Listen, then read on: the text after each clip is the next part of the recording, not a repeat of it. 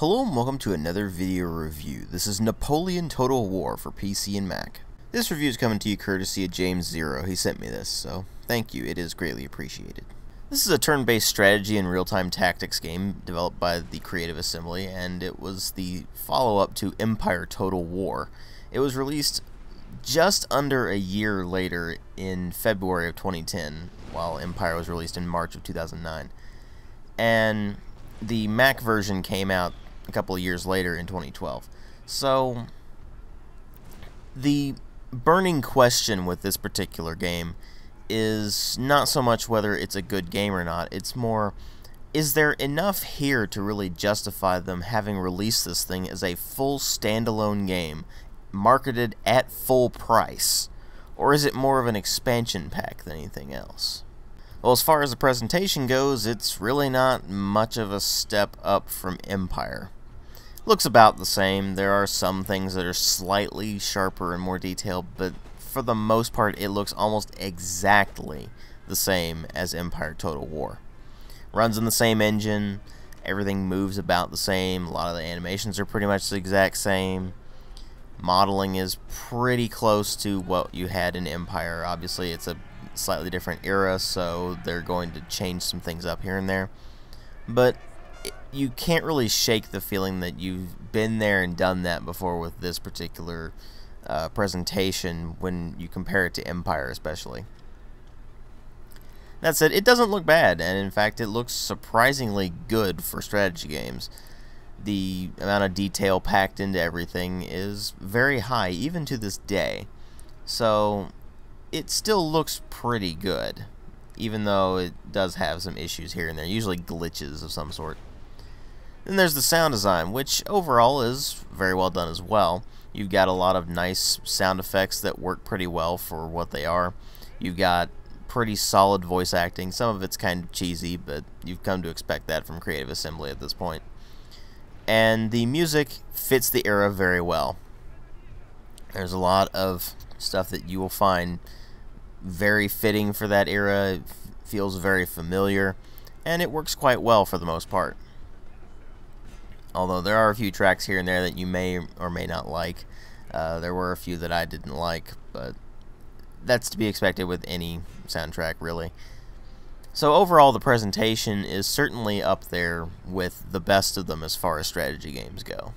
But obviously no amount of fancy presentation could ever make up for the story and the gameplay if those happen to suck, right?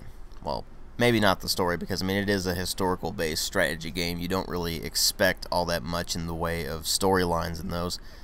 But in this one, you have to make an exception. It is Napoleon Total War. So naturally 2 of the 4 campaigns follow his exploits directly. They are the Italian campaign and the French invasion of Egypt. They're basically just a string of historical battles, and honestly they really aren't all that interesting. Granted, if you're interested in Napoleon, then those are going to be a lot better because, well, you'll find that interesting. I don't find Napoleon all that interesting. I respect him and what he did, but I have never really found that era of history all that interesting. Same happened with Empire Total War. I've never found that history of warfare all that interesting. And so things like the historical battles and the 2 campaigns in this particular case, where it's basically just a string of historical battles, they don't appeal to me all that much. The other 2 campaigns, on the other hand, are more in line with what I expect from Total War. They are the turn-based campaign map with the overarching strategy, and then of course you go into the real-time battles later on. They are the Mastery of Europe campaign, where you play as France and try to conquer Europe, and the campaigns of the Coalition, where you're playing as one of the various factions trying to take Napoleon down, such as, for instance, Austria or Britain. Again, they're more in line with what you expect after having played previous Total War games, the big campaign map and all that sort of thing. But you'll notice something very, very quickly with this particular game. There is a lot less content than there was in Empire Total War. A lot less. Now with that came both good and bad things. Good in that Empire pretty much had too much content.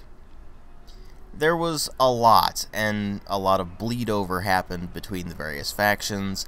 There was a lot of just lesser factions that just got in your way, bogged down the game toward the beginning, and then as you went through and factions got eliminated, obviously the game started running a bit better because then it didn't have to do all the AI calculations. Well, with the lessened amount of content here, that performance issue you would find with the AI calculations isn't really an issue anymore.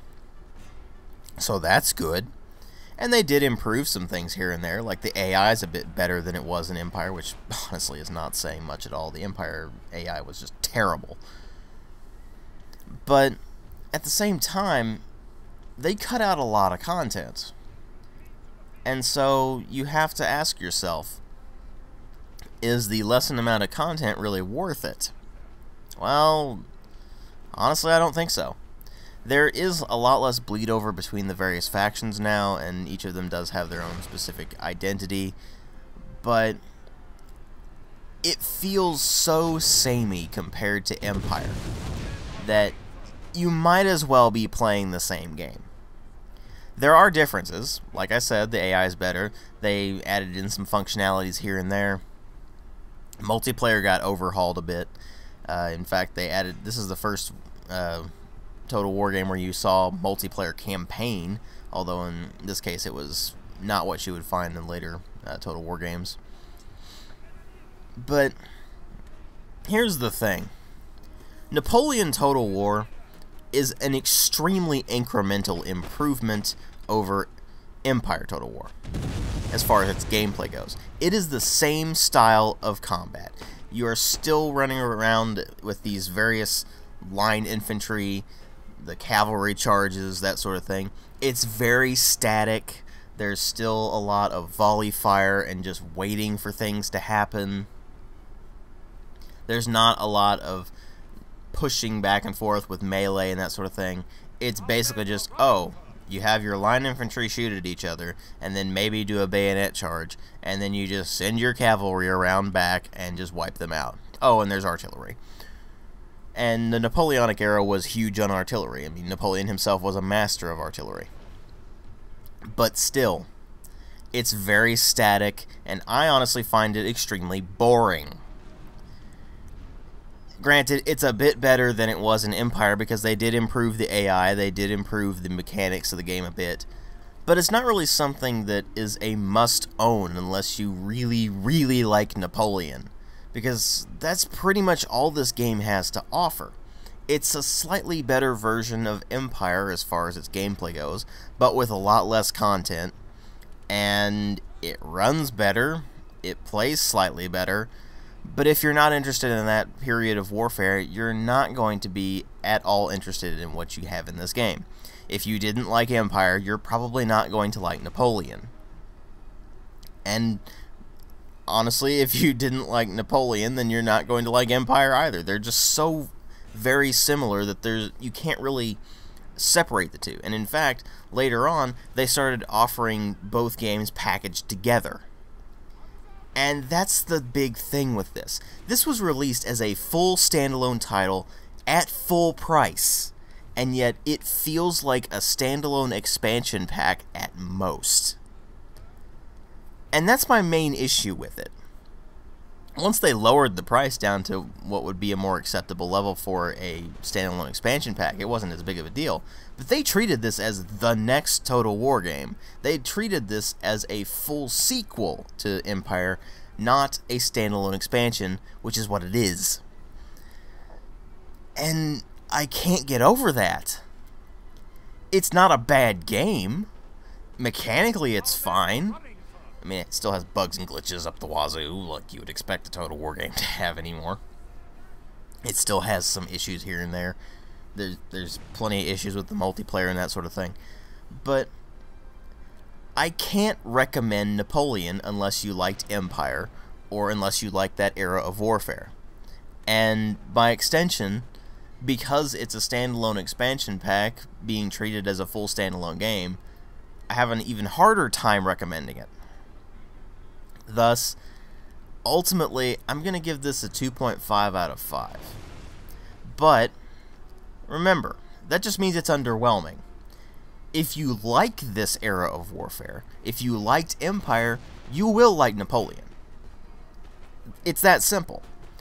But for the rest of us, I don't feel like there's enough new content here to really justify treating this as a full standalone game that is the sequel to Empire, rather than just treating it as a standalone expansion that improves on some of Empire's aspects, whilst also removing a lot of the content to make it a much tighter experience. I mean, it is Napoleon Total War.